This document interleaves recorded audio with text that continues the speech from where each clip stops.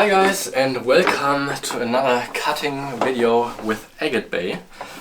Today I have here some Malawi agates with me.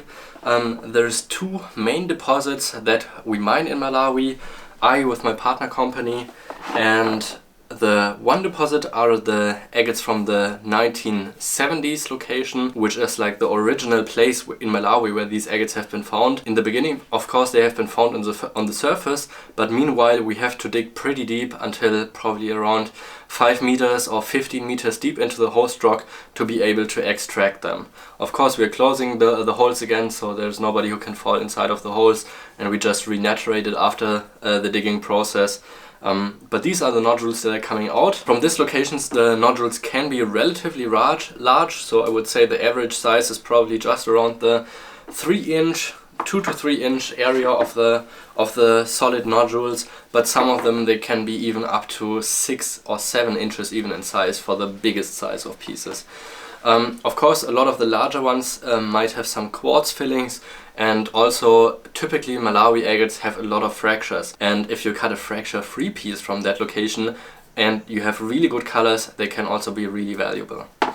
So we have 3 of the 1970s agates that I want to cut with you today, and 4 agates from the Alimajo location, which is my personal favorite location in Malawi to cut these agates. They have the most striking colors. Once they're cut, they really look like you want to snag them and bite into them. So there's 2 pieces that already show some nice windows, and 2 pieces that are entirely closed where you just don't have any signs of what's going on. I think I will start with the big ones first. So on this piece, as I'm just putting it in, this is the largest of the group of the 1970s agates. I can spot that there's a massive fracture running through diagonally across the piece right here.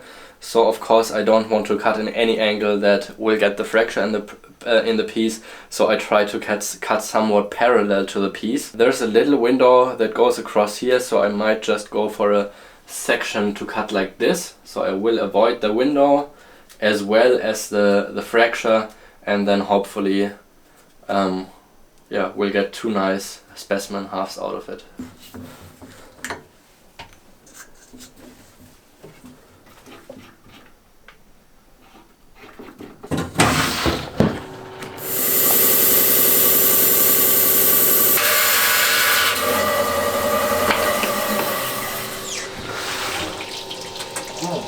I just cut the first piece of the group, and I was able to avoid the large fracture, and it's a pretty nice piece, also with the pseudomorph going on here in both halves.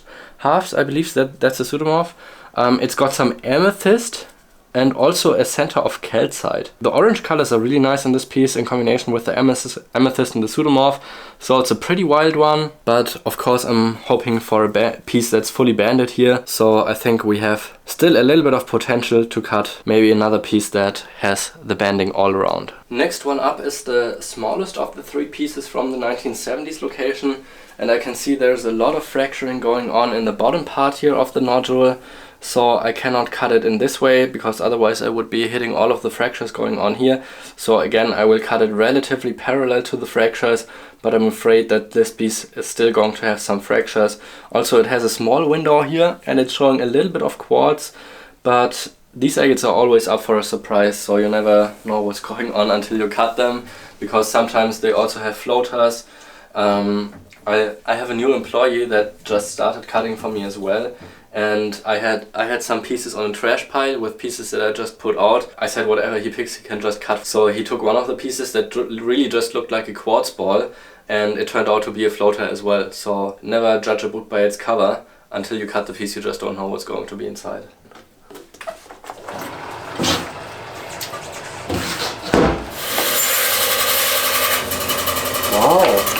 Wow. So I just cut the second piece, and I have to say I'm really positively surprised by it. I was expecting that it might have a lot of quartz, a lot of fractures, and it only has a little bit of quartz here in the center with a nice floater, only a little bit of fracturing, so this is really good piece for this 1970s location. So a really good agate. Much better than I thought it could turn out.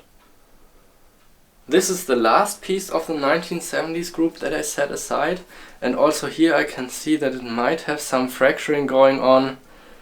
It's always difficult to say how deep the fractures are going inside, but here I can see there's a line that goes just once across the entire piece, so I think that will be a pretty bad fracture.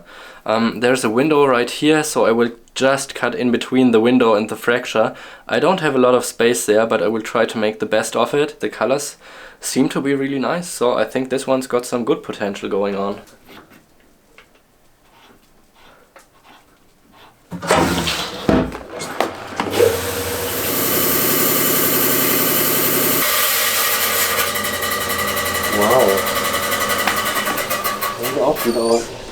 Also, the last piece of the 1970s has me pleasantly surprised, and it turned out to be having really beautiful colors, flow channels going on.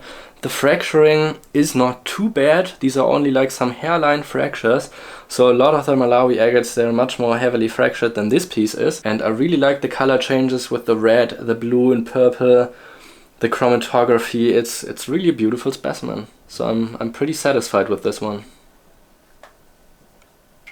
This is the first piece from the Alimajo location. This is one of the pieces where there's nothing visible from the outside, so anything can be inside. Maybe even pure gold, but probably not. Usually I don't cut the Malawi agates for the biggest face, because I prefer having some tighter banding usually, but I don't know, because I don't see anything on this one. I'm also tempted to just go for a little different cut than I would usually do it. Yeah, I think I might just go for the long cut, and then you can also see the difference in banding of the long cut versus the ones that I cut for a tighter banding for the other three pieces that I have.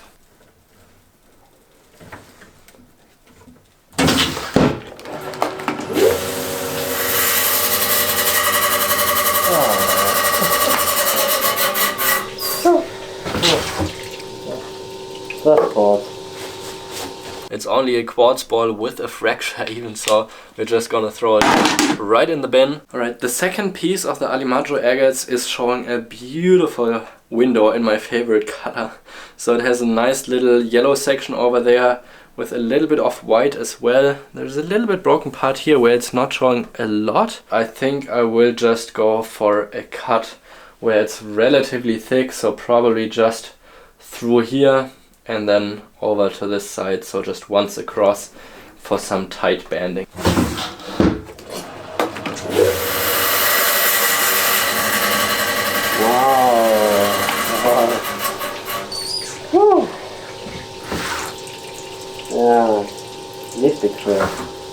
These little Malawi agates are some of my most favorite agates to cut, and this piece is showing exactly why. Just such a perfect little specimen, beautiful banding, no fractures, really just the perfect little agate. I really like cutting these little Malawi agates. I think it's some of the best material on the market for cutting agates right now. This is the third little Malawi agate, and it was still covered in dirt, so I just noticed that it actually has also a window to the side here, which is showing some beautiful yellow color, a little bit of a floater. So this, I think, will probably also turn out to be a good specimen. I will probably just cut it through the highest peak here. I will put it in the vise probably somewhat like this, or like this if I can get some good grip on it, or maybe like this. But I will definitely cut it through the space where the biggest volume of the stone is.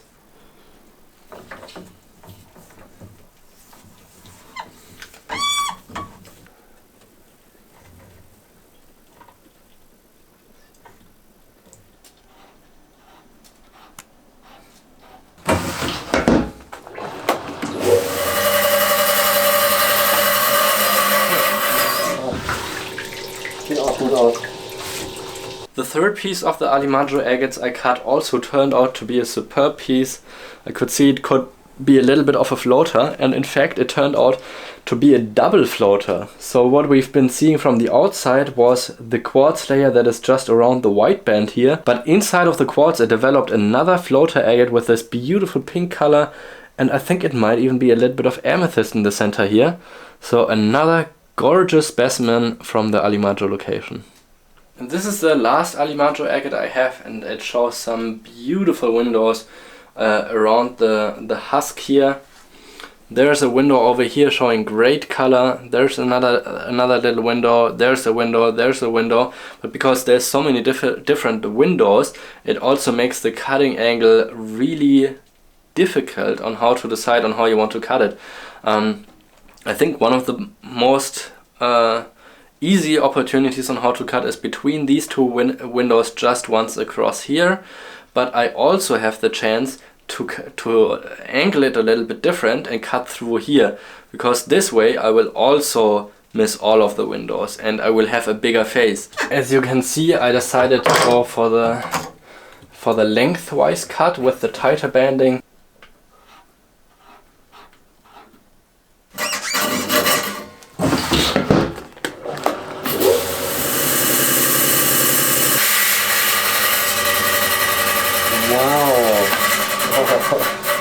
The last piece turned out truly incredible. Fracture-free, flawless, super quality specimen. Just so beautiful with the depths, the dark and bright contrast in this piece together with these super saturated bands of this orange, white, yellow, just amazing specimen. This is really top quality. This is one of the better pieces I've been cutting the entire year. Really fantastic specimen.